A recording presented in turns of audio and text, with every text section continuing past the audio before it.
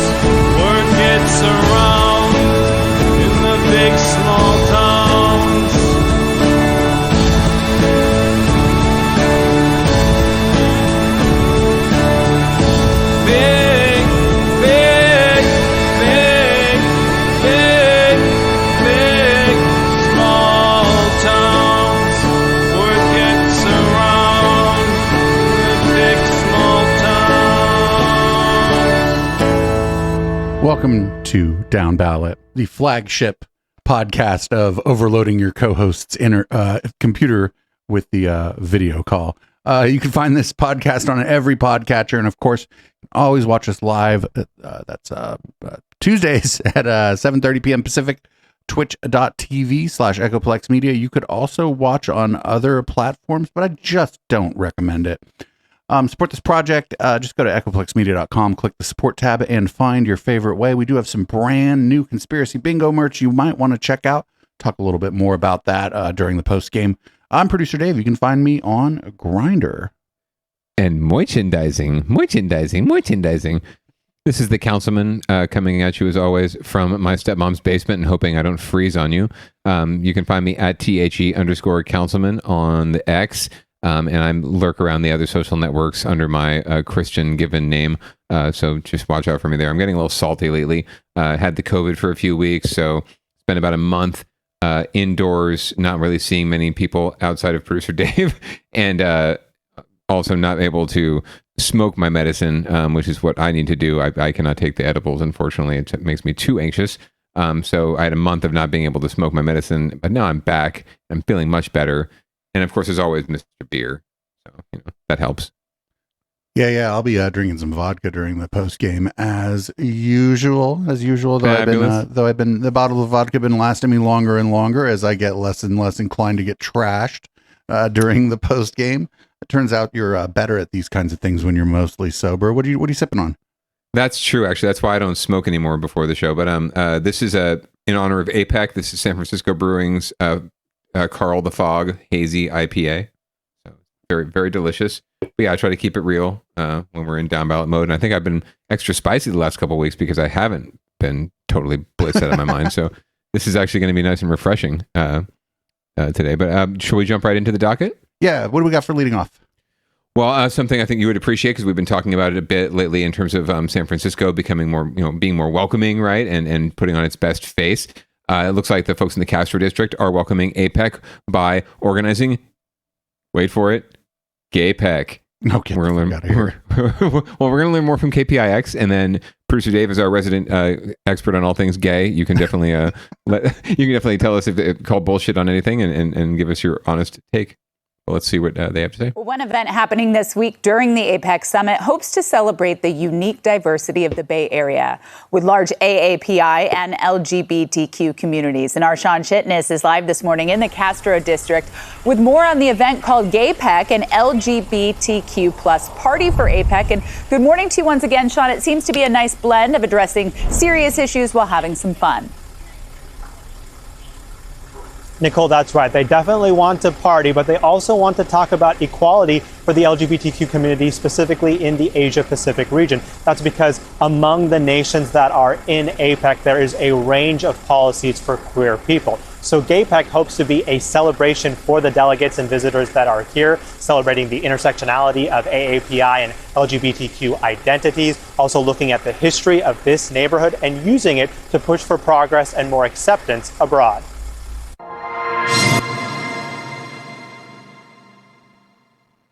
The Castro has become a destination for visitors decade after decade since becoming an iconic neighborhood in San Francisco, not only for its historic role in LGBTQ rights, but the sense of community it continues to offer today.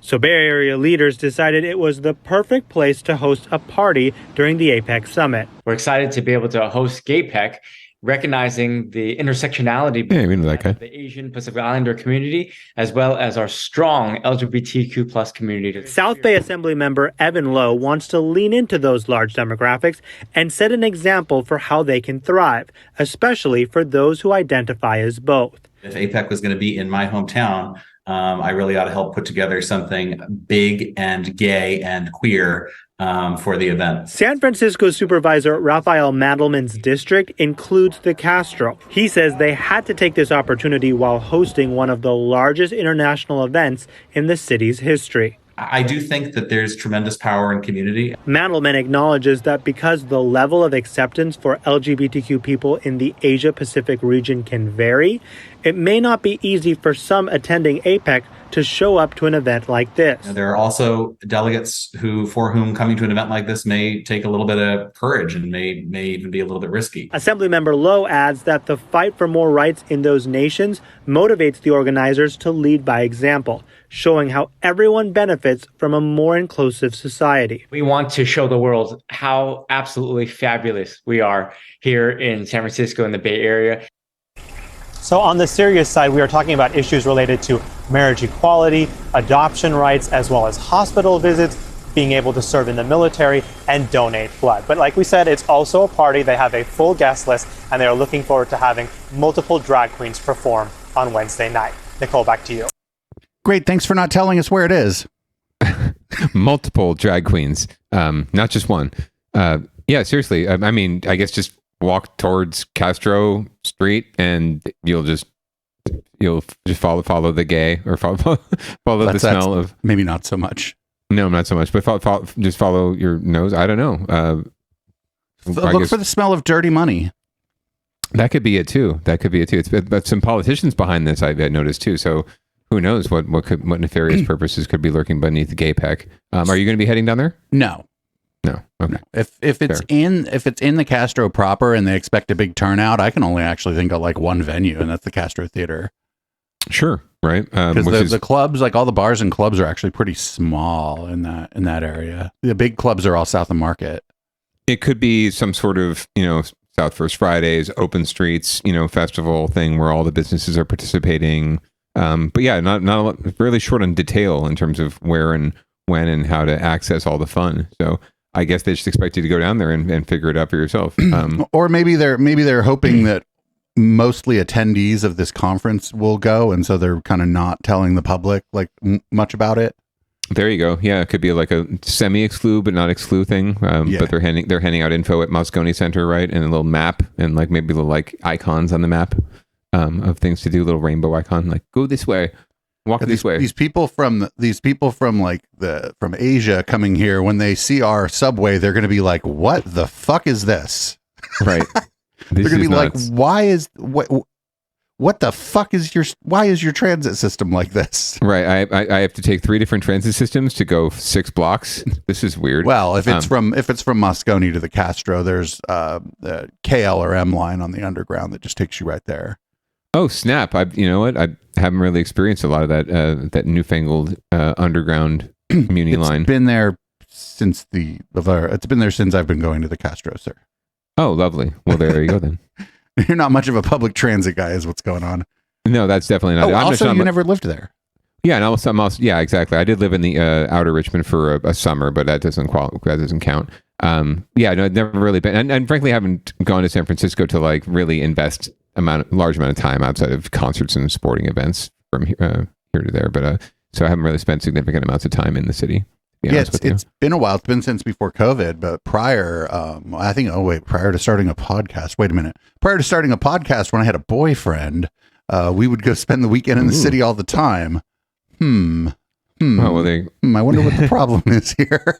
Are you putting out hints there, feelers? Everyone out there, let's find producer Dave some love, and so he can go back to the Castro and hang out. Oh my God, no, I don't. I'm not having a hard time finding temporary love.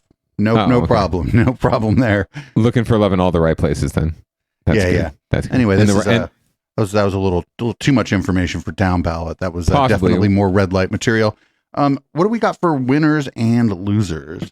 Well, segueing into the media's portion of our show, some news arose this week and allegations arose this week. We're going to hear a few allegations of racism and toxic environments coming up later in Downballot Watch, but this is under winners and losers because couldn't fit everything under Downballot Watch this week. And a local homeless or housing services provider or provider of services to our unhoused neighbors it's come under fire of late for potentially having a toxic workplace environment for people of color and others who don't necessarily apparently don't necessarily fit the mold of what they're looking for in terms of their employees. So we're going to learn more about it from KTVU and what the NAACP has to say about it. New at 10, a Bay Area homeless services provider is being accused of toxic work environments. And now the Silicon Valley chapter of the NAACP is getting involved. KTVU South Bay reporter LaMonica Peters live tonight in Sunnyvale. Oh, yeah. What's up, LaMonica? The NAACP says it believes black employees, LaMonica, have been unfairly fired. Mike, I spoke to a former employee who says he never had any problems while working for Home First until August when he says he was attacked by clients. He says instead of being supported, he was fired. I never had any write-ups. I never had any disciplinary actions. Leroy Thomas Jr. says he worked for Home First for 5 years but was fired in August. He says at least 3 clients attacked him while at work for asking them to follow parking rules. Thomas says another employee tried to help him, and Home First has the incident on surveillance video. Why'd you fire me? Okay. You can't even see anything. I'm in and out. I'm in and out housing. I'm in and out when I'm on the ground. It doesn't fit the story, and it makes me mad. It makes me uncomfortable. Home First provides services, shelter, and housing to homeless people in the Bay Area. Thomas believes he and other Black employees at the Home First shelter in Sunnyvale have been treated unfairly and asked the San Jose... Wait, Black people being treated unfairly in Sunnyvale? You don't say. Shocked. NAACP to investigate their firings. It just seems like the Black employees are being fired for doing some of the same thing the white employees are not being fired, who are given other training. And so that's part of the problem. Home First released a statement saying, in part, we have invited the former employees to waive their privacy rights and publicly make their employee files available. We've invited you to get doxxed. That's pretty much what they're saying. No, we would be happy to publish those email exchanges, actually. Oh my God. Allowing us to refute their tenuous claims more publicly. We believe these files reinforce Home First's justified reasons for the terminations. Reverend Moore says they're considering a lawsuit, but more importantly, he'd like to see local government get involved. More than that, we're expecting the city of San Jose, the city of Sunnyvale, and the county of Santa Clara to no longer fund Home First if they're not going. If the Black population is the homeless population is the highest, and you're firing Black people who are best suited to work with our people. Now, Home First denies these allegations and says that 70% of the 450 employees are people of color, and 14% of those people identify as Black. Reverend Moore says that they plan to present their findings to San Jose City Council on Tuesday. Mike? LaMonica Peters, live tonight in Sunnyvale. LaMonica, thank you.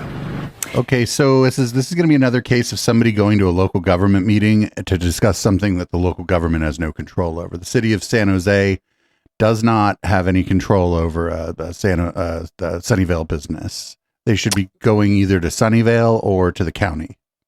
Yes, in a way. So one, this is going to be something where you'll love it. This is one of those issues where it's not agendized, right? So it's going to be during open forum. So there's going to be coming up and talking to the council one way, and there's really no way the council can interact with them because this isn't anything that's on their agenda right now.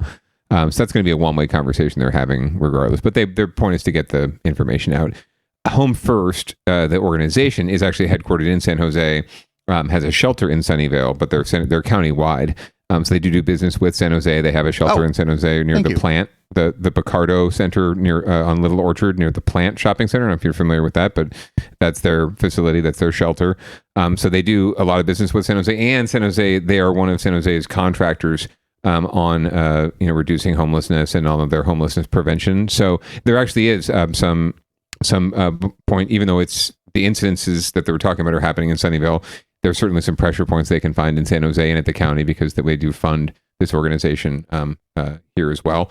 But yeah, their beef is with the Sunnyvale facility. It seems like it could be the management of that facility. But this is not the first time that this organization has come under fire for incidences like these, not with employees, but also with clients, like the folks that are getting services provided to them. There have been accusations of sexism, racism, special treatment, double standards. One of these employees, in fact, if you, again, it's Home First is somewhat right. It's an HR issue, right? And there are privacy laws around that. So there's only so much they can actually say or respond to unless the employee wants to talk about it publicly. But one employee claims that he was fired because he continued to bring his dog to work because he was formerly homeless and didn't have a place to keep his dog anyway, or to anyone to put him with or board him with, which is really expensive. So similar to childcare issues, right? So that he brought the dog to work, and apparently that was just verboten, and that was a fireable offense, not a warning or no warning, no stipulation.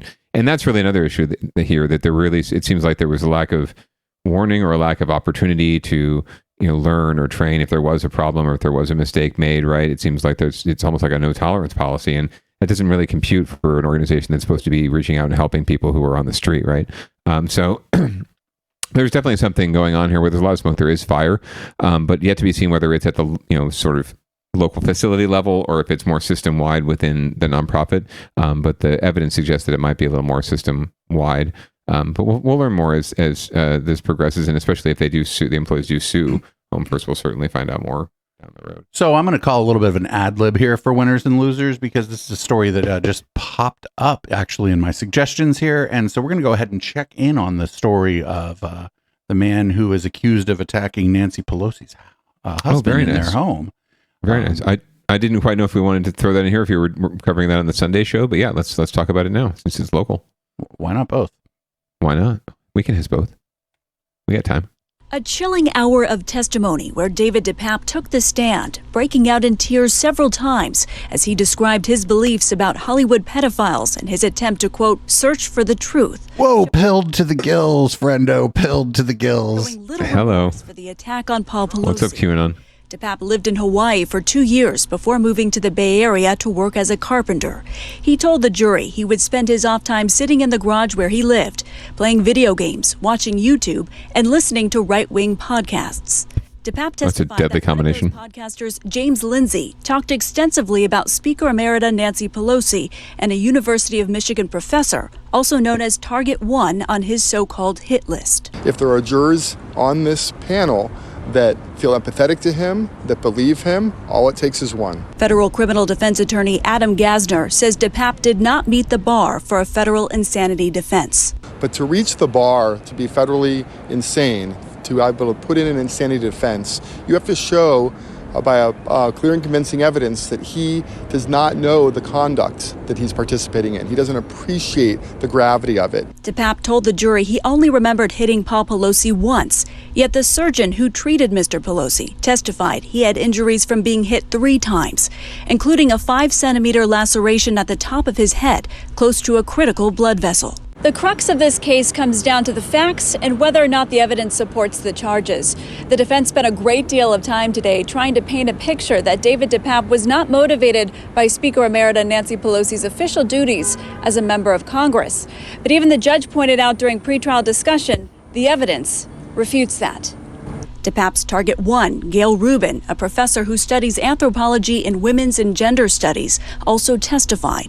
DePape believed a false theory that she supports child pedophilia. The defense asked questions about her sex-related papers criticized by the right-wing media. We also heard from the former speaker's chief of staff, who was asked about the difference between official and campaign business. The trial resumes tomorrow, and we'll stand by on a possible verdict. In San Francisco, Stephanie Sierra, ABC 7 News. This is actually kind of a big deal. This might be the first time like a high profile case is going to involve like Pizzagate / QAnon.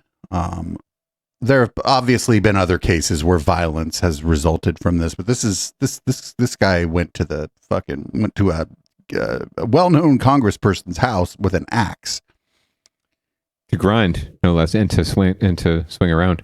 Yeah. No, it just definitely brings it into the forefront. I mean, I remember Pizzagate was kind of prominent at the time in some similar themes, but I don't think rose to the level of this, and especially this level of threat to a very prominent member of our government, and certainly of actual physical violence against her spouse. So, it's certainly going to bring it to the forefront of a lot of people's attention. But it's again one of those things that you and I and others, and you especially on this network, and have been talking about for many years as a very real and very serious concern, and try to shine light on it as we do. So hopefully now more people will listen. Now that it's not just us, it's actually LaMonica Peters and and then local news stepping in to cover it. So they were trying to, it sounded like the defense was trying to say that that this wasn't as a result of her official duties as a congressperson. And I'm not sure why that would matter, because like the thing that the motivation is a political satanic panic, basically conspiracy theory about the Democrats. So yeah, of course she's not doing the things that he's like saying she's doing, but his belief, if I would wager a guess here, was that her official capacity in the House of Representatives allowed her to do these things that he believed that she was doing, that she was clearly not doing, because it is an almost absurd conspiracy theory. Yeah, I don't particularly know what that line of defense is all about and how it's meant to help the client.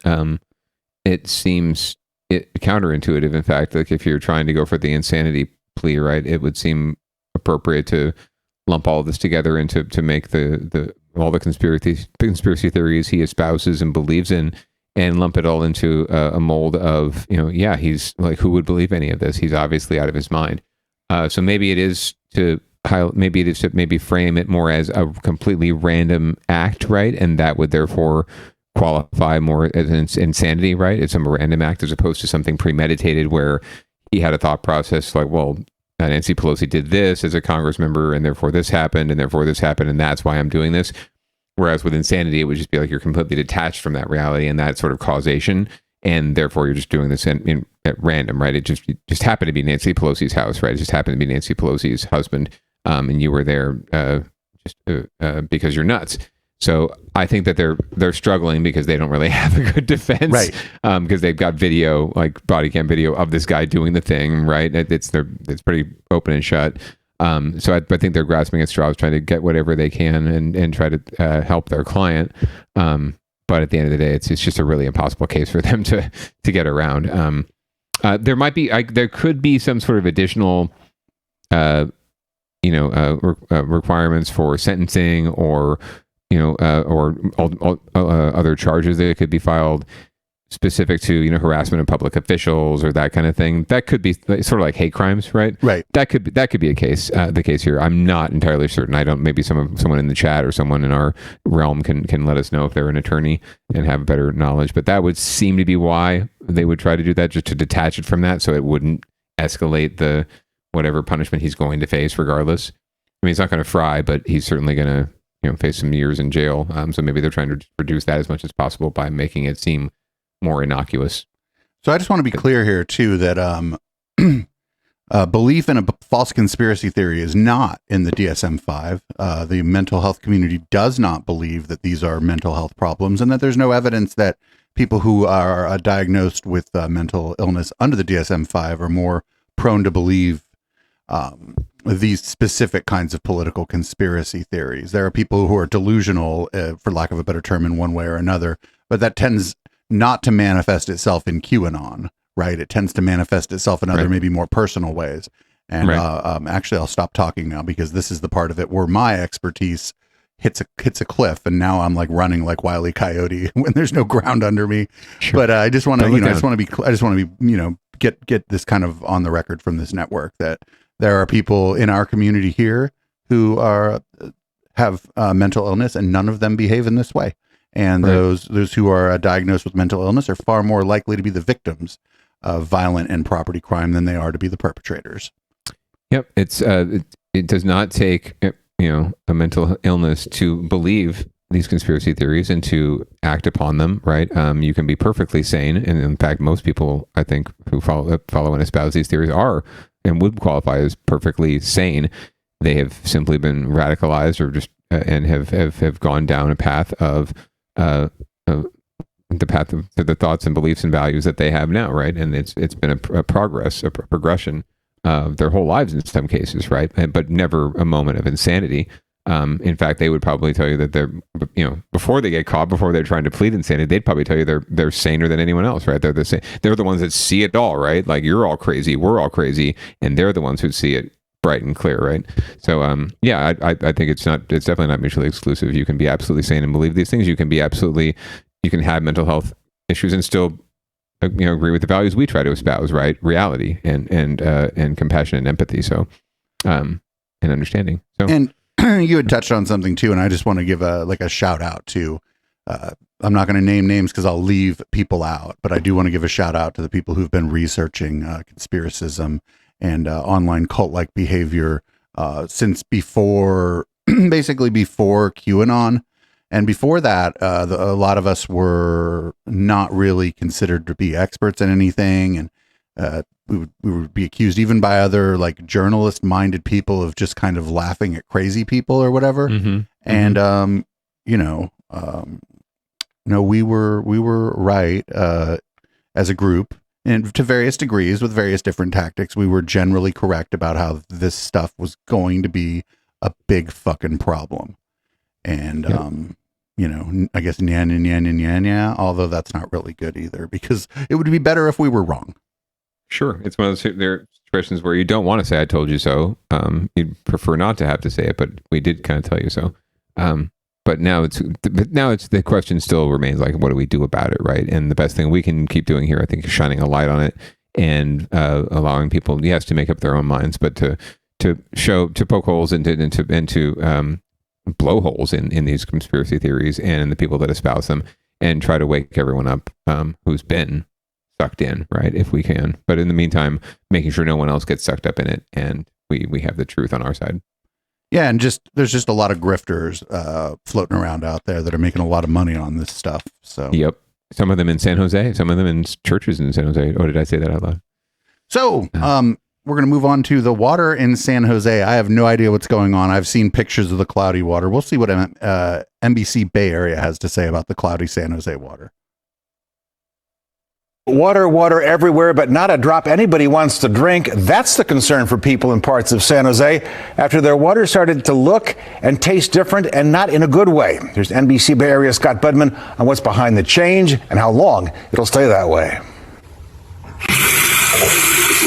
When the tap turns on, it just happened this week. Kelsey Kirk notices. And it was like muddy brown. Something has changed. The water is cloudy, and people here in the Santa Teresa area of San Jose are talking about it. It was kind of murky. The taste was different. For about 2 weeks now, people living in the shaded area, Santa Teresa, Cambrian, basically from where 17 meets 85 to the end of Almaden Expressway, have seen their water get cloudy with a metallic taste. I used to have tap water all the time, but now I've switched to my fridge, which has a filter.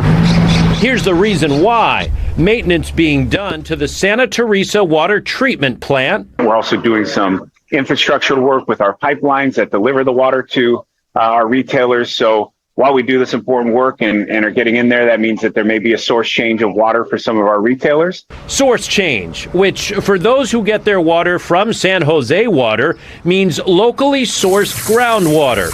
SJ Water insists it's safe, but admits it will look cloudy at first with a different taste. I'm glad that you're bringing it to my attention so that, because we cook with it. The change is expected to last about 6 months. In San Jose, Scott Budman, NBC, Bay Area News. Actually, I want to go down there and try some of it.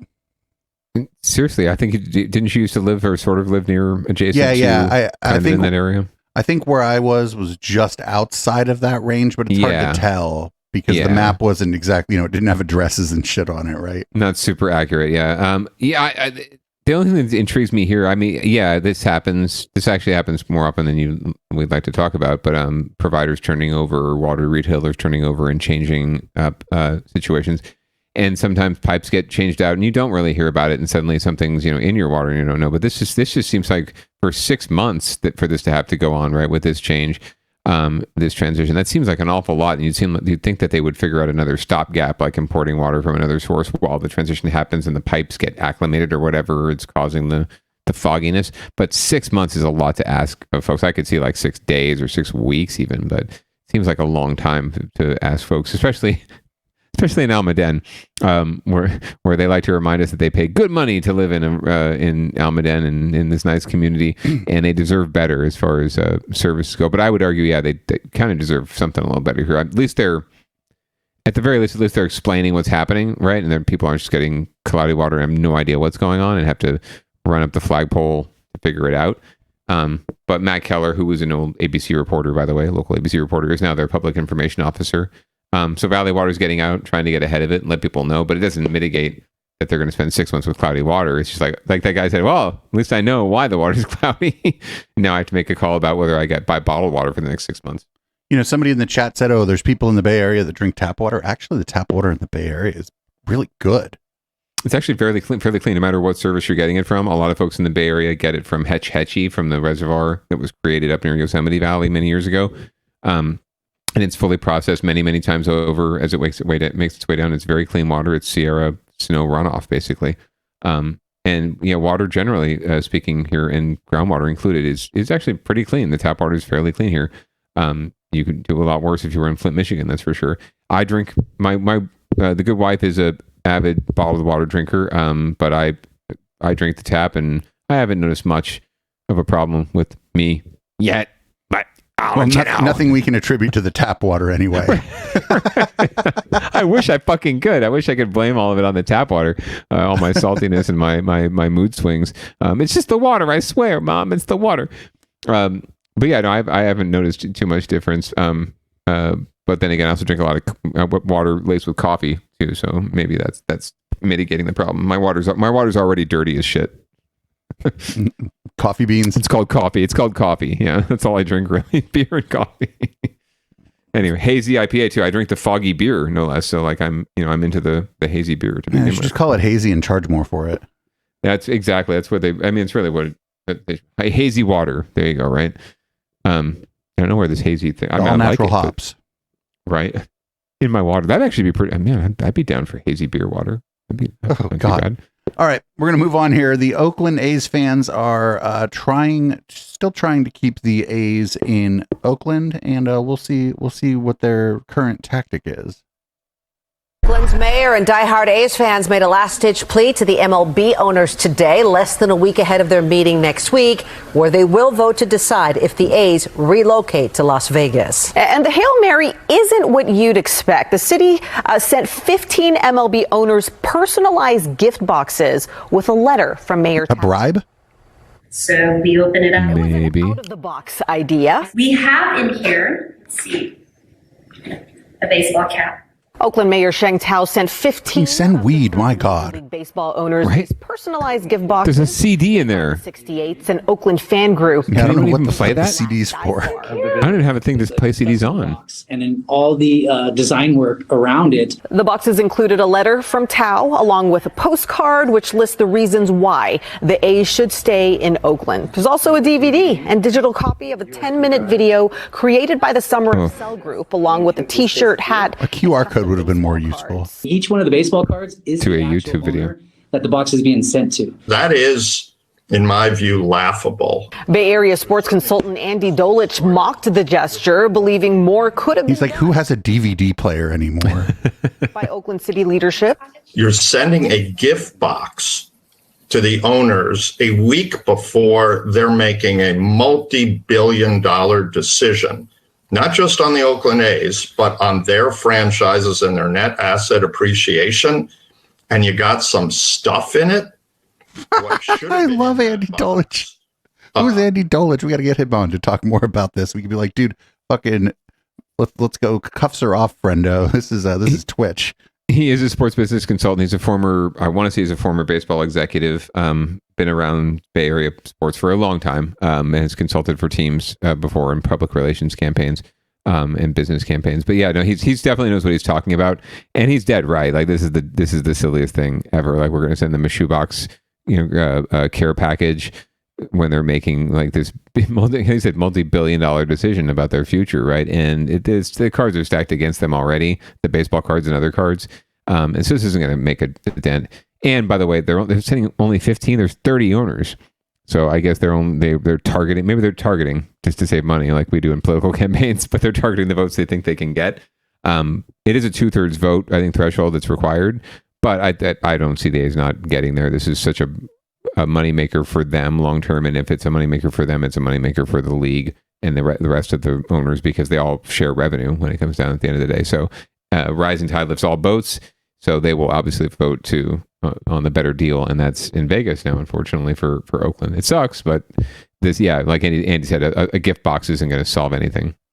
Are very actionable legal and legislative opportunities that Oakland has never utilized. MLB owners meet in Arlington, Texas for 3 days beginning Tuesday and will almost certainly vote to relocate the A's, according to Dolich. It's a massive money-making move for A's owner John Fisher, and the rest of the MLB owners stand to profit as well. But even after the vote, the deal won't be done. Fisher still needs to finance and build the new stadium. I don't think it's too late. We're going to just keep doing it until shovels in the ground in Vegas. We're going to keep doing it. Yeah, like I said, it's sad for the people of Oakland. They've lost. The Warriors moved back across the bay to San Francisco. The Raiders moved to Las Vegas, and now it looks like the A's might move there too. So good for Las Vegas. But yeah, this isn't going to change anything. And Andy Dolich is right. There are legislative, other opportunities they could have used in other political mechanisms, but they, the city of Oakland erred on the side of what San Jose erred on when they tried to snag the A's, and the Giants got in the way because they have territorial rights to San Jose. They didn't play hardball. They came in trying to appease everybody and make everyone happy. And that, if you really want to fight for your city, you got to play hardball. No pun intended. You got to, or maybe pun intended. You got to be ready to go to the mattresses. You got to be ready to go all the way. And they just tried too hard to appease the A's and to make the A's their friend and to satiate them, when really they were looking at moving. I mean, it's the better deal for them to move. So you really have to force the issue if you want, if you really want them to stay. You have to force the issue. You have to not rely on making the A's or the sports team your friend. And as we've talked about before, right? I mean, it's not a really great relationship to be in anyway, is being friends with your sports team, because they don't necessarily generate shit tons of revenue for you anyway, and they'll turn on you at a moment's notice. They'll turn on you and walk away like these guys are doing now, right? So it's not a very lucrative situation to be in anyway. So why not just make the play, or maybe good riddance. Maybe not having sports teams at all will actually benefit Oakland in the long run, right? They're less hassle, more land to do other more higher purposes with, like housing or other development. So hey, maybe it's good riddance and better off for the city. Yeah. Yeah, I don't really have a dog in this fight. I don't really care that much. I care for fans. I care for the people. Like, because I know, as a sports fan myself, I mean, I certainly can understand the trauma of like your team just up and leaving, right? The team you grew up rooting for right next door just gone, right? But I will point out that the A's will be the most moved team. They already are one of those moved teams ever. They've already been in. Oakland is their third city. They've been around since the early 1900s, and they've been in 3 cities: Philadelphia, Kansas City, and now here. So this will just be their 4th city. So they'll have the record for team that's been in the franchise that's been housed in the most cities. So it's not like anything new. It just hasn't happened to them since like 1968 or whenever they moved to Oakland in the first place. So, yeah. So, I'll remember this kind of tactic when it comes time to like talk with my landlord about changes in our mortgage. So it's very rare, actually, that we run a local news story that impacts someone I know personally, and this next one here does. Oh, interesting! I had no idea. I threw it on because I thought it was an interesting story. So why don't we, I'll talk a little bit. I'll talk a little bit about it after we run this clip here. At 10, a downtown Oakland bar owner says that his landlord is trying to force him out of his lease. The LGBT bar is known for its live entertainment, and the owner claims that he believes the landlord has a problem with that. KTVU's Joey Horta joins us live from Oakland after speaking with the owner tonight. Joey. Yeah, Christina, he says that he's being discriminated against. After 7 years of renting this space, he's worried about being evicted because of the live entertainment he provides. Just below the Paramount Theater sign and to the left says the Port Bar in downtown Oakland.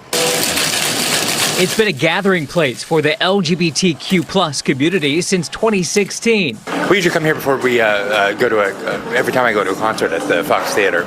But bar owner Sean Sullivan got served with something that's not on the menu. He claims the landlord, Phil Long of Alameda Bay Farm Investment, has an issue with the venue's live entertainment. Karaoke, trivia, DJs, and dancing. That includes drag shows, all of which he has permits for from the city. But the landlord wants it to stop and is threatening to evict the bar owners at the end of 2024, cutting the lease short by 3 years. Eliminating queer programming would be eliminating jobs. That would include dozens of performers and promoters. Sullivan feels he's being discriminated against. So basically all of our queer programming is somehow offensive to him. The landlord tells Sullivan the live entertainment is dangerous.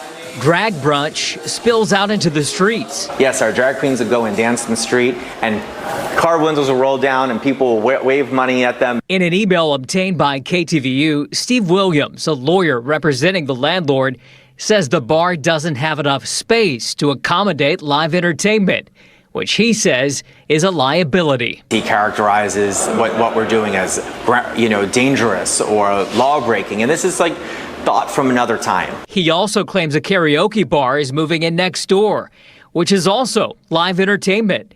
It's the same building owned by the Port Bar's landlord, where the front windows were shot out in October. The police feel that it is a targeted incident. The bar owners are hoping they'll still be there when the lease ends in 2027, but they're worried they'll get evicted next year. Oh, that would suck. This is like the first gay bar that I came to when I moved to the Bay a few years ago.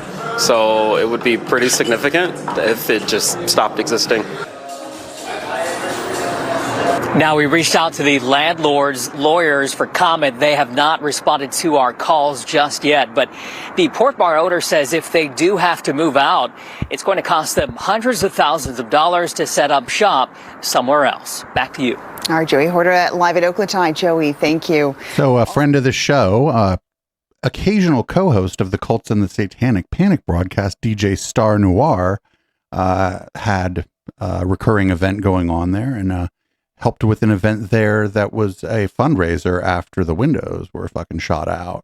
And I haven't talked to her about the eviction. Maybe she's not aware of it, but I'll hit her up and see if she maybe has some of the inside dope on this. That would be great. Yeah, bring it back to Downballot for sure. It's unfortunate. I'm no surprise that the landlord is hasn't commented yet, right? Yet to be seen what their ultimate motivation is, but it doesn't look great. And it seems like I have not been to this establishment, but it seems like a very important place in the city for the LGBTQ community, and an important gathering spot for the community in general. So I've always hate to see local watering holes and small businesses gentrified and displaced, regardless of the clientele they serve. They serve the community. And the community needs more spaces like that, more clean, well-lighted spaces where people can gather and have fun and be themselves. And it is only my own laziness and lack of follow-up that I haven't rocked the discotheque at this particular location.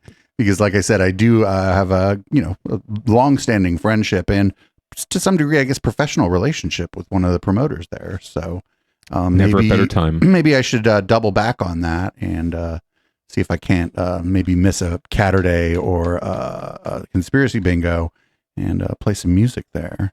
I mean, maybe they're doing a benefit show to help save the place too, or maybe buy it out. Who knows? You could support. We'll see. We'll see what's up. I'll bother Star about it. I haven't heard her posting I haven't seen her posting about events there. So maybe something else happened and she's not doing events there. But I'll find out later. She did like the place. She said for a small venue, the sound system was quite good, and it seemed like they cared quite a bit about making sure that the DJs had everything they needed, which is actually pretty uncommon for a small venue.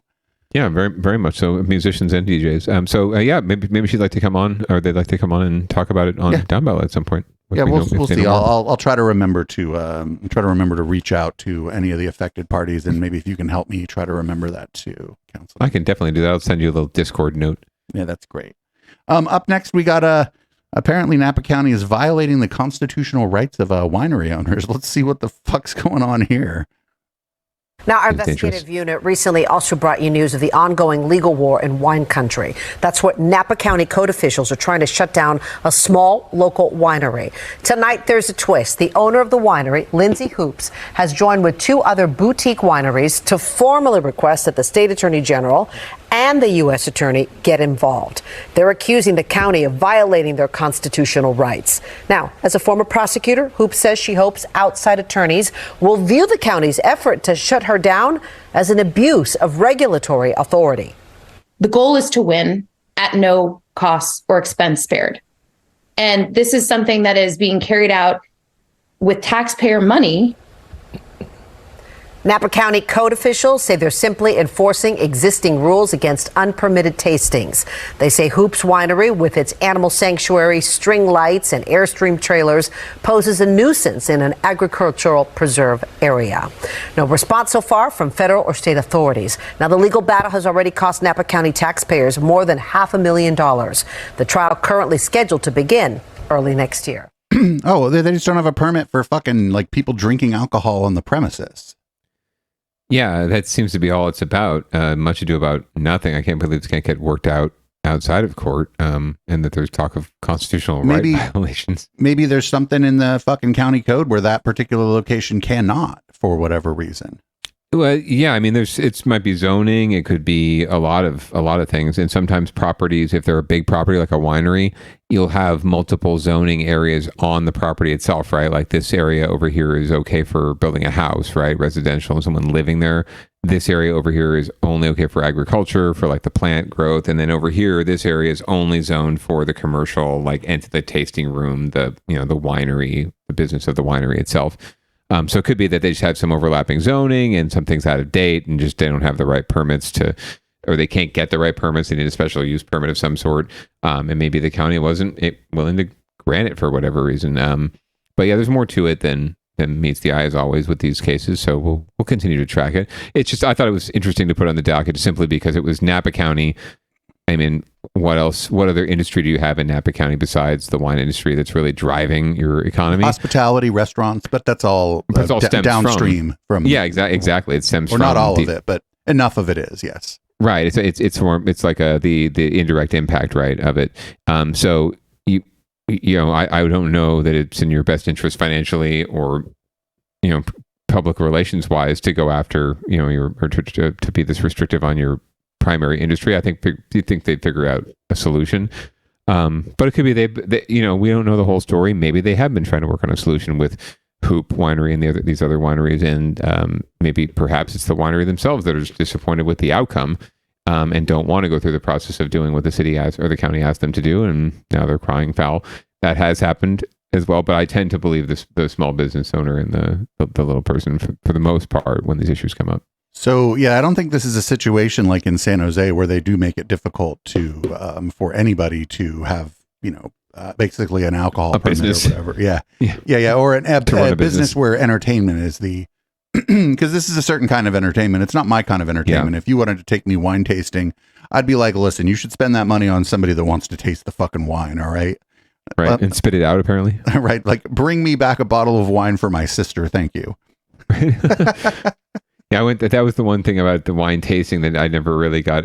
So I went with a friend, real quick anecdote, wine tasting once, right? And you get the little flights and you sniff it and they tell you about all the stuff they put in it and what it's supposed to taste like. And suddenly, after they talk about it for 10 minutes, oh, I can kind of taste the cherry. And now that you've told me there's cherry in it. But I remember the first couple drinks, I just, drink, swallow it. Like I'm drinking wine. Like, what's the point? What's the problem? They're like, no, you spit it out. You taste it and spit it out. I'm like, what's the fucking... It's like a snobby, like sort of like in group, out group, almost like there's actually this podcast I listened to called Sounds Like a Cult. And they talked about wine culture in one of them. And like one of the thing that you mentioned was sort of loomed large in their they obviously came to the conclusion that it isn't a cult, but that some of the behavior in it, that just a lot of strong in-group, out-group mentality going on there. There is. I mean, the concept is you're not supposed to be drinking to get drunk. Okay, fine. I'm not drinking to get drunk, but I would like to get a nice little buzz. What else am I drinking wine or beer, or, alcohol for in the first place? And I want to kind of gauge wine tasting. To me would also be about gauging what is that like? What is the buzz like? Is it does a it headache? Give you heartburn? Yeah, you get heartburn, you get a headache, like you feel dehydrated, or is it nice and smooth and you feel great and just really got a nice little happy buzz on? Because that would be part of the tasting experience to my tasting experience. But apparently for some folks, it's all about the taste, and that's fine. But for like a Food Network show or something, or a food contest. But for me, like if it's got alcohol in it, yeah, it's like if I went vodka tasting or whatever. One of the big things would actually, if I'm picking a vodka, one of the big things is I actually want to get a little sideways and see if I feel like a human being when I wake up the next day. Right. How many times have you done that? And it's awful, right? You've never. I'm not going back to that brand anymore. You learn real early if you like to drink liquor. Actually, if you're going to a place and like they got cheap drinks, you just politely ask, "Oh, what's your well vodka?" Mm-hmm. Yeah, and then you go 100%. Look it up. Right. And then you make your decision about whether or not you want to spend that extra $1 to have, or in this case, maybe $5 to have that Grey Goose or whatever you prefer, as opposed to the Smirnoff or the Well or whatever they're serving, the Tito's. Because I've been to like beer tasting stuff, and we were never expected to spit the beer out. I just don't get Mr. Brandon used to anytime there was like a beer tasting in the South Bay, he'd be like, we're going to the beer tasting. He's like, we're going to find an IPA that you like. And after 6 or 7 times, he's like, well, you don't like IPA. Friend. You don't like IPA. I'm like, thanks for spending all that money on beer I don't like, Brandon. Appreciate it. Then he took me whiskey tasting, and I'm like, Brandon, this is going to be like the beer tasting, dude. I don't like whiskey. But then I did find one that I kind of like. It's Hibiki, but then I found out how much a bottle of that is, and I'm like, I don't like that anymore. No, right? Yeah, that's why I would always bring over those IPAs, so I could be guaranteed that I'm going to be drinking them in your place, because you just don't care for them, unless it's like, a desperate situation. So I mean, if somebody, if somebody has if you're at somebody's house or whatever, and they want to do a whiskey toast or whatever, you just get you go just a little bit for me. Yeah, whatever they're serving, you should play along.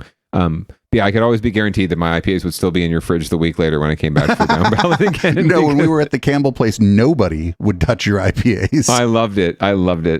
So it's the one benefit of being an IPA fan, at least in this realm. Anyway, I mean, like sometimes there'd be dozens of people in and out of that fucking apartment. Oh, yeah. You'd come back the next time, and yep, my beer is still here, nice and cold, like I left it. Beautiful. That was after I got over nice and cold because it eventually got pushed to the back of the fridge by all the leftovers in the to-go boxes. All right, well, enough about us and more about what's going on there. So we're down to our favorite section, I believe, of the show. There's a second favorite section, actually. Second favorite section. That's right. So get your shit together, which spawned out of winners and losers, because sometimes there's just someone who's losing that much. But I had one story in here, and now I had to move it out when I found this story. This has got to be pretty interesting. So apparently this school had to apologize for losing someone's kid. Oh, yikes. I hope they got them back. But anyway, we'll find out more from ABC7. Our special ed program is dysfunctional. It needs help. Real talk at Tuesday night's San Lorenzo Unified School District Board of Education meeting. This after a 5-year-old boy with special needs wandered from Del Rey Elementary School without staff realizing. A concerned driver found him a third of a mile from the school. I am appalled by the district's lack of concern for my son. I left messages that same day for you, Dr. Camp, for Kim Noble. I left messages, voicemails with your assistants, Dr. Camp. Nobody from the district called me back. I'm sure, anyone here who has a child or knows a 5-year-old, he was running on Bachman Road unattended. We do take that seriously, and we want to make sure that all of our students are safe. 2 other parents shared similar experiences of their children with special needs being lost during the school day, including Janae Robinson, whose daughter Murphy was lost last year and later found in a classroom. We want our kids to learn and have a good environment. That's different. I think it's not great, but being found in the wrong classroom is a lot different than just wandering down the street, right? Yeah, it's still cause for concern because, if somebody lost the kid, it's just a circumstance that they wandered into some other classroom versus off of the campus. Right. And they can't do that. Somebody in chat's like, this is amazing. We're watching a school board meeting where people have a legitimate beef. They don't have the right instructors to help them. A sentiment echoed by the president of the California School Employees Association, who questioned the training and qualifications of the district's paraprofessionals, staff members who assist the teacher in a classroom for children with special needs. I thought when, it made the news that we would have some plans in place to try to get this taken care of. But there's nothing. I asked the superintendent about the district's special ed program. I would say the vast majority of the school days, things work out. Is it acceptable to you as superintendent for there to be any one day where things don't work out and a child is able to leave the school? There are a lot of gaps in our school system overall, as if you look at various achievement measures across the state, there are gaps in systems, and we're going to work to improve those gaps in the system. What is specifically being done to fill those gaps in the meantime? I'm not going to talk about the individual situation nor just our overall staffing challenges, but our intent is to have every position filled, and sometimes we're able to accomplish that in certain areas, and sometimes we do fall short of that. For that, board members apologized. No system is perfect, but what we have to do is hold ourselves accountable. I apologize for what you went through. These parents hope it's more than empty promises. Yeah, it's acceptable. It's like a daily and $1 short. And I had to come here. I'm hopeful, optimistic, cautiously optimistic. Following what happened, Tina's son Jojo is now at a different school within the district, as is Janae's daughter, though her school change was unrelated to her being lost. The district superintendent tells me he is proud of school staff and the systems that they do have in place.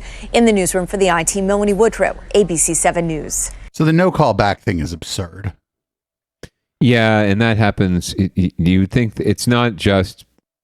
I mean, I've worked on both sides of this now. I'm a parent now, but I've served as a public information officer for a major school district, and the concerns are oftentimes very valid that there's just a lack of responsiveness. And I know exactly how it happens, right? There were so many times when instances would happen, and I would advocate for, callback or community meeting or, meeting with parents and between administration and parents, and it just wouldn't happen. And it wasn't even like a laziness or an ignorance or just putting it aside. It's like a willful decision to not call or not make that call or to reach out or to be more public.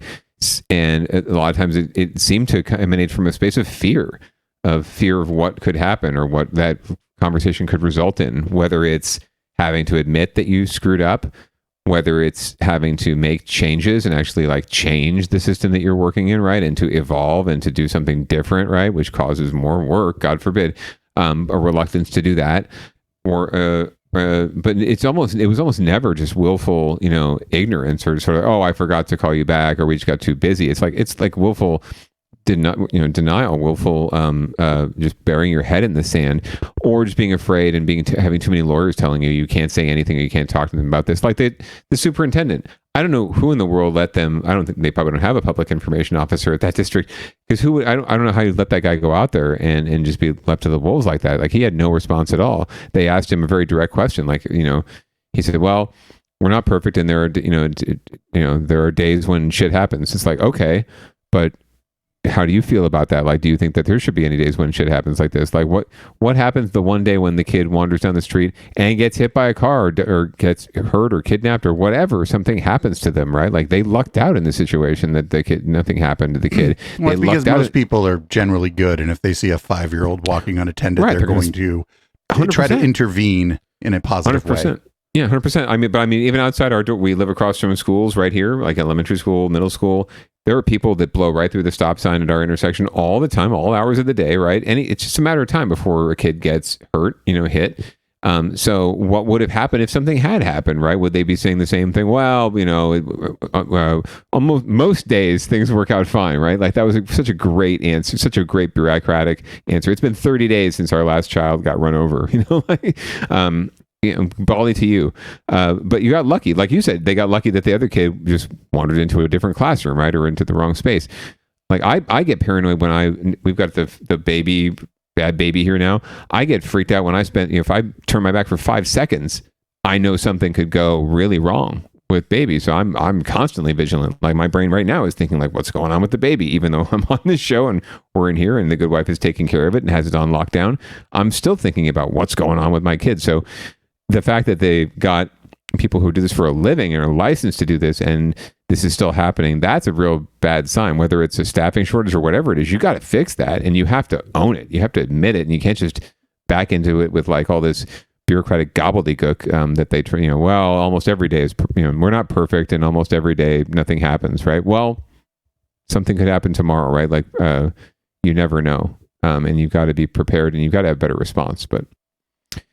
Oh, get your shit together, San Lorenzo School District. That's all I can say. Well, we're going to move on to Down Ballot Watch, which is, the show is mostly about local politics, but this is the segment that is directly about local politics and local government agencies. Oftentimes, not local government agency incorrect. Correct. And we're going to learn more about just the fallout from the recent scandal with SJPD and the racist text. The NAACP, once again, this is their second appearance on the docket tonight. They're getting involved. In other news, new demands tonight from the South Bay chapter of the NAACP and other civil rights groups. Today, they are publicly demanding changes in San Jose City and law enforcement policies. It comes after a police officer was dismissed over racist texts. NBC Bay Area's Robert Honda outlines the demands and the department's quick response. A coalition led by the local NAACP, police watchdog groups, and a public defender say their anger and frustration has been brewing for years. A fuse was lit in 2022 when a young black man, Kawan Green, was shot 4 times outside the La Victoria Taqueria in San Jose when Officer Mark McNamara responded to a brawl inside the restaurant. It turned out Green had broken up the fight inside and taken a gun from an attacker. But while McNamara appeared remorseful at the time, he was let go by the police department last week when an internal affairs investigation turned up racist texts that included mocking Green and hating black people. The community groups want the city to accept all of Green's civil lawsuit demands and want McNamara to be held more accountable, including decertification, so he can never again be a police officer. Are you more interested in protecting an institution, or are you more interested in protecting our society? The former. That is the question that they must answer, and we're not going to listen to what they say. We're going to watch what they do. Silicon Valley Debug wants city police funding suspended. What they could do today is withdraw all their requests for more funding to police in the wake of this scandal, in the wake of this revelation. A racial justice specialist for the public defender's office says there needs to be justice for those who McNamara may have wronged as a cop. We would like to see every case that ex-officer McNamara has touched dismissed. We'd like to see every single case that he was involved and tainted, frankly, dismissed. Reaction has been fast but limited. Police Chief Anthony Mata, who the group acknowledged took quick action, said in a statement, "I fully agree with the Silicon Valley NAACP that former Officer McNamara should not be a police officer in any other community." That sentiment was echoed by the POA and Mayor Matt Mahan, who also added, "Defunding would mean we have no one to call in a moment of crisis. It would disintegrate trust and make our city unsafe." The district attorney's office told us more unsafe than this guy just saved the day and stole a gun from somebody and then got blatted. Fully funded. Yeah. Review all of McNamara's cases. At this point, community group members say they remain skeptical and have one last demand. They want the name or names of any officer who received McNamara's texts. In San Jose, NBC Bay Area. Who was he texting? That's a good fucking point. Who was he texting with? Even if they didn't respond, if this guy thought that maybe they were racist too, well, if the racists think you're a racist, maybe you're a racist. You think, right? If it's comfortable with you, if you're not responding, maybe silence is the best evidence. But yeah, let's find. You've got to be just as transparent with this as possible. You have to own it. You have to just sweep everything out from under the rug. If you're really serious about reform and about doing something about it, then yeah, you'll engage with folks that are talking about defunding and talk about what that means to them and what that means to you. And alternative funding is something I like to espouse, right? It's not defunding police. It's moving money to areas where it can be better utilized and utilized for better purposes and for more successful programs, not necessarily putting more boots on the ground, right? So you could be funding the police department at the same level, but maybe they're doing something different with the money, right? And they're doing something more effective with the resources. That's the real crux of it. So perhaps, hopefully, this will spur that conversation a little more. But it just seems like it's just run of the mill, stay the course, right? Like fire the bad apple, get rid of the bad apple, and that will save the whole basket. But it's not necessarily. I think we found over and over again, it's not the bad apple. It's a systemic problem. The tree is rotten, and you got to dig the tree out. Yeah, and I don't know. I feel like this is a situation like where there's a brawl and there's clearly a firearm involved, where you don't send a community organizer or a mental health professional. You do have to, unfortunately, send a response that is capable of enacting, I guess, violence if need be to bring the situation to an end. But then, those people need better training, because, the fact that the person has a firearm, if you saw in the video what we saw, they're pointing it away from everyone, up. If the cops in their training, they learn how to handle a gun, and you don't. If it's not pointed at any. This is what you have to. This is what you're supposed to do. Yeah, up and away from people. Right. You need people to respond, but you also need the responsible response, right? Responsible, right? You need to be trained and well equipped to handle the situation. and to be able to de-escalate situations in cases like that, and also to recognize what you're confronted with, and not just always go back to the same old, tried and true responses, right? Like to think and to be able to process information differently, and to use deductive and responsible reasoning in the moment. Yes, things are happening very, very quickly for sure, but there's still that's why we entrust you with all this power, right? We expect that you'll be better. We expect that you will know what to do better than us and be able to respond in real time. And so perhaps we're just not hiring the best and brightest, right? And we've lowered our standards to the point where these folks are not ready and equipped to handle these situations. I don't know that I'd be equipped to handle this situation, frankly, but I've also never been trained to be a police officer either, right? Well, you have no desire to be one either, so. I have no desire to do it either, yeah. So like we do count on folks to keep us safe, but I also count on them to be responsible, well-trained, and well-versed in all these situations, and to handle the situation correctly, because we are paying them enough. We should expect them, and they have a job where they should be expected to be on a higher plane. And I mean, not for nothing. Like they were firing into a building that crowded people were in. Yep. Like I mean, this is bad enough, but what if someone else caught a stray, like a bystander caught it? Like, yeah. So much of it smacks of just really reckless behavior, and it happens just so much. Cowboy right? Cowboy shit. Yeah, and I can speak from personal experience, right? It's just collateral damage, right? Like I was at a protest for, basically 5 minutes, and I endured the same BS that anyone else did. And I was barely there, but that was how they responded to me. So if the councilman has to deal with this shit, I can't imagine what a black man or another person of color or anyone in this city who doesn't have my privilege has to deal with. It's just ridiculous. So yeah, something has to be done. And Mayor Mahan with your well, if we defund, it'll just keep everyone unsafe. It's like, that's not the right response. Up next, we got Alameda County DA's office has been in our news a lot, and apparently former recipient of their services showed up at their office with a firearm. Let's see what happened here. Safety concerns at the office of the Alameda County District Attorney after a convicted felon man was caught arrested while trying to get into the office with a gun. It comes as sources tell us that employees are already anxious and concerned and frustrated that DA Pamela Price's decision to keep her personal office with a staff of prosecutors and investigators in a private building that lacks traditional security measures like metal detectors. Tonight at a story you'll see only on NBC Bay Area, why some say it's putting everyone in that building at risk. Here's Relina Jones. God. 61-year-old Javier Inocencio is the man at the heart of a new security scare at the Alameda County District Attorney Consumer Justice Bureau. Court records obtained by NBC Bay Area allege Inocencio told DA investigators on Monday he was going to use a gun to kill himself after the DA's office declined to pursue a complaint. Injury attorney William Berg explains Inocencio is a former client and says the man has been harassing his office for months, demanding a larger payout from a case that's been closed for a year. He started contacting our office and said that he deserved more money and he demanded more money.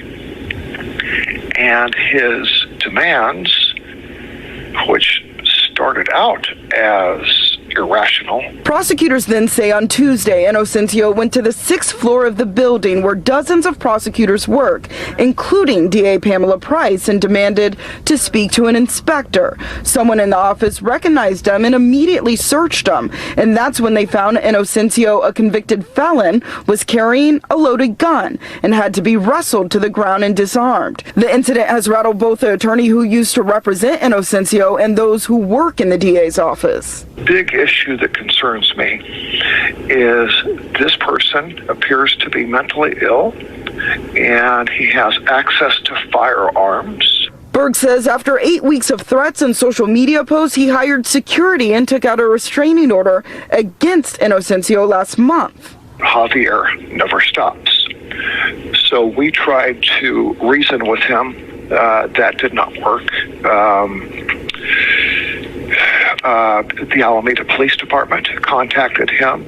That did not stop him. Today, as Inocencio appeared in court, his attorney argued Inocencio never claimed to hurt himself or others and believes a language barrier was preventing him from being clearly understood when he initially talked to DA investigators. Today, Inocencio pled not guilty to firearm charges and is being held on $60,000 bail. The DA's office argued Inocencio posed a clear threat to attorneys in their office. It's a risk Berg believes could become even more dangerous if not addressed. But at some point, he's going to get out. If his mental illness is not addressed, myself and my entire staff are at risk. Sources also say the incident is raising questions about the DA's decision to move her office to a private building rather than a county facility where people would be required to pass through metal detectors. In Oakland, Valina Jones, NBC Bay Area News. That attorney seems like a pretty all right guy. He's like, hey, we tried to reason with this guy. We tried to get him to, we tried to use our power of persuasion. We are lawyers after all, to get this guy to chill the fuck out. And eventually we had to get a restraining order against him. And he's like, now that this guy's in jail and likely going to end up in prison, we need to do something to address this guy's problems. And I'm like, whoa, that's pretty enlightened for a personal injury lawyer. Especially that guy's personal injury lawyer, right? This is a client he's talking about. And this guy was also like on the receiving end of threats from this guy. And he was he was, clearly concerned for his safety and the safety of his employees, but also like he showed like some compassion for the guy who is like, he believes to be in like a bad place mentally. Like most, the stereotype about these personal injury attorneys is that they're fucking sharks. And this guy seems like pretty fucking right on dude, actually. Yeah, no, he's compassionate and realistic too about the situation, right? I did not appreciate, however, this implication by others about, it's the DA's fault because she moved her office. It's like, can we stop piling on? Like they're choosing as another opportunity to go after this person, right? It's just another more fodder for her enemies, unfortunately. But it's just sad to see that's the response of some people, right? Is that, the DA shouldn't have moved their office to this building because then this shit wouldn't happen. Not what you said, like the personal injury lawyer having compassion and empathy for this person who's obviously got some issues and is obviously going through some shit and been through some shit. What can we do to help them, right? And make sure this doesn't happen again with them and that everyone's safe from them, right? And then from themselves. But no, it was we're going to talk about how the DA is to blame because she moved her office to this other building. It's just sad, and I'm not looking forward to that recall campaign, but it's coming. Already the signatures are being gathered, so well, we can use what little influence we have, maybe to push the scales there a little bit. Oh, it was magic. Ooh. Anyway, we're coming up on it, and we've got a couple quick hits before we call it a week. But this week in vehicle versus structure, actually tragic vehicle versus structure, although luckily no death involved yet, but very serious injury. So we're going to find out more about a car that flew literally into a home. And also breaking this morning, overnight in Oakland, a horrific crash, sending a car flying into a home, landing a woman in the hospital. Now that crash also highlighting the city's ongoing problem with 911 response times. Today in the Bay's Chris Sanchez joins us with more on how two homeowners are describing what happened. Those two homeowners are very, very lucky that they decided to watch TV last night, because when that car landed on the roof of their bedroom and came crashing down, it was right where they sleep and they weren't there. Now this is the aftermath of that crash that happened on the 400 block of Worth Street in neighborhood off 880 in Hagenberger. Witnesses saw that car speeding down 85th Avenue before it crashed and went flying into a parked truck and then into a second car before landing in that home. Even with the chaos outside, though, Paul Opus told us that he was afraid to open the door because given his neighborhood, he says, he feared it was a shooting and said he didn't know when police would show up. I didn't know what's going on because I can hear splinters flying around, so I just duck and crawl away from this one. I went behind my couch, and then I heard people Yelling, screaming, and that's when I stand up and I saw the car was over here. His wife, Maria Rodriguez, says that when they finally did go outside, they saw a woman trapped in the wreckage of that car. Some neighbors were trying to get her out while other neighbors were calling 911. When they finally did get her out, Rodriguez says she was in and out of consciousness, bleeding, and appeared to be pregnant. We can't confirm that, but that's what the witness said. Rodriguez was shocked at how long that woman had to lay on the ground on a neighbor's blanket waiting for help. It took a whole hour before somebody got help. It took a whole hour. It took long. I'm sorry. I didn't want to fault anybody, but that person could be dying right there. Now, as our NBC Bay Area investigative unit has reported, Oakland has the second worst response time in the state of California. Oakland is failing to answer 911 calls in a timely manner. People are waiting 20 to 30 minutes on the line if they get an answer, and the department stopped recruiting new dispatchers. The Oakland City Council has called for a report to identify the issues. That report is due next month. You can find all of Candace's reporting on Oakland's 911 system on NBCBayArea.com under the Investigations tab. As for the woman who was involved in that crash, she was finally transported by ambulance to a hospital. We don't yet know what her condition is at this point. Marcus and Laura? Well, usually we try to decide whether the vehicle or the structure won, but I think we can maybe refrain from that one this time because that's pretty fucking horrifying. Yeah, very much so. Although it definitely looks like, especially since the woman in question was the driver, it looks like the car probably took the brunt of it. But best of luck to her in her recovery. Hopefully, she does fully recover. But yeah,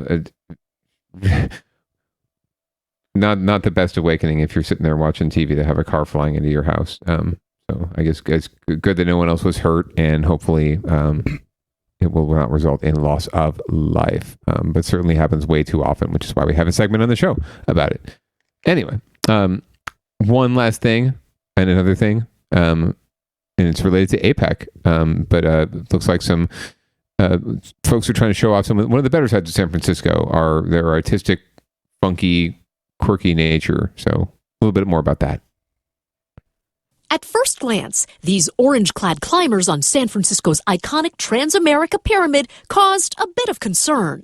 We got scared. We thought something else was going on. As bystanders tilted their necks, flashbacks of this anti-abortion activist scaling Salesforce Tower in 2022 came to mind. I assumed it might be a little protest going on because part of the whole APEC thing. Upon closer inspection, it was clear these were artists. This trio's impressive choreography is the work of nonprofit Bandaloop, who says they were asked by the city and the Transamerica Pyramid to kick off APEC. We perform and dance on buildings all over the world. We're trying to bring unity through the joy of public art. The sense of awe and disorientation and disruption is something that we welcome as part of the impact of our work. SFPD Chief Bill Scott has warned those who choose less legal forms of distraction. Because this is a national special security event, the U.S. Secret Service is the lead as far as the security on this event, and we could not ask for it. Well, look at that guy trying to look like Ron DeSantis behind him. Look at that. In other parts of the city, a noticeable increase in security. Or lack thereof. So we can't complain. And cleanup efforts are clear. This alleyway off Van Ness Avenue, known for homeless encampments in recent years, was... Yo, I know exactly where that alleyway is. We used to throw raves. In the alley. Empty, minus some debris. I think I knew exactly where that is. The dungeon was right there. The interesting part is seeing them clean the city up, seeing all the highway patrols staying at our hotel, and all the barricades they put up. Yesterday I saw many homeless people around the city, but today I think they broke or something. Yeah. Not to burst one's bubble, but with closed roads and 20,000 people expected to descend on San Francisco this week, some hope it won't scare other tourists away. And I have to say, there are more people here today than I even expected. Maybe people decided to come out today, The Lids was bringing them all in. Everybody needs a hat. And speaking of that rain, according to Spencer, that is expected to move in shortly after midnight. As for this evening, I'm actually hosting the Business Advisory Council Gala, where Mayor Breed, Secretary of the Treasury, Janet Yellen, and more are expected to attend. In San Francisco, Dion Lim, ABC 7 News. So that was interesting because it was supposed to be about the artists, but actually they were just shitting on San Francisco again. Right. It's more doom loop. Yeah, this is great and all, but really there's all this skeeviness going on and we really need to clean it up. Another thing from APEC, if you look up and you see people dangling from a building, it's not always, the worst case scenario. Yeah, before we get out of here, I don't think anybody's really going to protest this thing. I think outside of like the fact that the city's trying to like push this as a big event, like to bring more conferences in, I think most people don't even know it's happening. Yeah, for sure. Outside the people that are mostly concerned with it, right, and political folks like us. But yeah, it seems like a lot of effort over something, that doesn't necessarily merit it. And at the end of the day, I don't think San Francisco is going to have any shortage of conferences wanting to come and locate there, no matter how bad the doom loop narrative gets. I think that a lot of folks still just see beyond that and also understand that it's a city. Any other city, it doesn't matter what city they go to at their conference, they're going to deal with shit. And there's so much good about San Francisco and about the Bay Area that overcomes whatever shit you might encounter from it just being a freaking urban environment. Yep. Well, that's the show. You wanna read us out? Yeah, for sure. Absolutely. Stay tuned for, first of all, thanks for joining us for Downballot. We do this every Tuesday at 7:30 Pacific, except when we don't. When, one of us has something else to do, or both of us. Sometimes happens. So stay tuned for public comment in the red light portion of the show this evening with producer Dave. And also stay tuned for all of the wonderful content we provide here on Echoplex Media. Twitch.tv/Echoplex Media is the place to go to watch. Catch us on your podcatcher of choice. Please download. Keep us the 9th best political podcast in California. And of course, get vaxxed. Wear a mask. Pants are optional. This is Audible Smoke, and we'll see you next week. Have a great night. Peace out.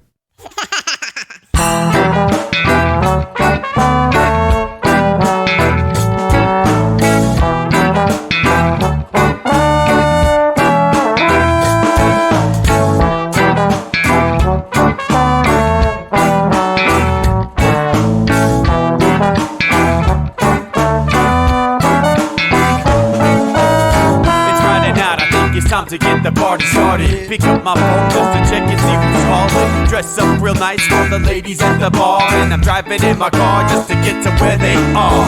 Here at the local scene is where I plant my feet. It's where I smoke my cigarette and I hold my drink. I look at all my friends, they're all blazing green. Here at the front of the stage, waiting for MTV. Where are those guys who's standing next to me with a pipe in his hand, ready to blaze for me? About 5 minutes later, we're all singing Queen. I get the fuck up on stage and rock the scene, yeah. We do what we want, and what we want is to jam. So sit back and enjoy the band. We do what we want to do, and what we want is to jam. So sit back and enjoy the band. Enjoy that band. I turn and head back to the bar for a refill, man, because you know where we are.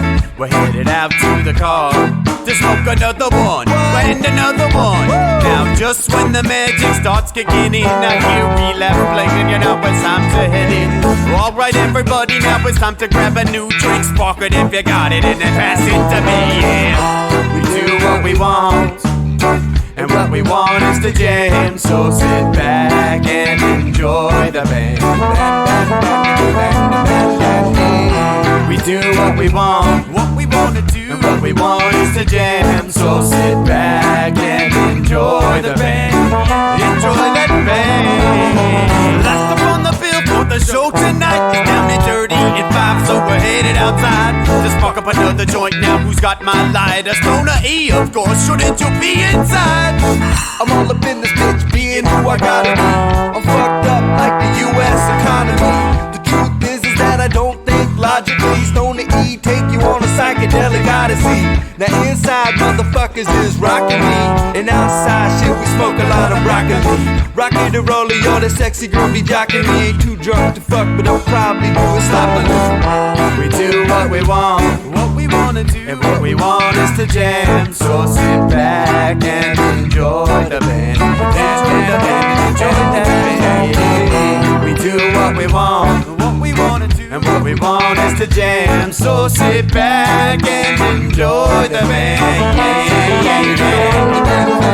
Molly say that he like jamming and he hope he like jamming too. Well, I gotta say, thank you, Bob, we do.